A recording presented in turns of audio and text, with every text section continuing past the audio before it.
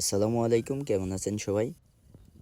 আজকের ভ্লগ ভিডিওটা হচ্ছে আমার একাডেমিতে প্র্যাকটিস করব। তো এই প্র্যাকটিসের মাঝে আমরা কি প্র্যাকটিস করব সেই ছোট ছোট ক্লিপগুলো আমি দেওয়ার চেষ্টা করব ইনশাআল্লাহ।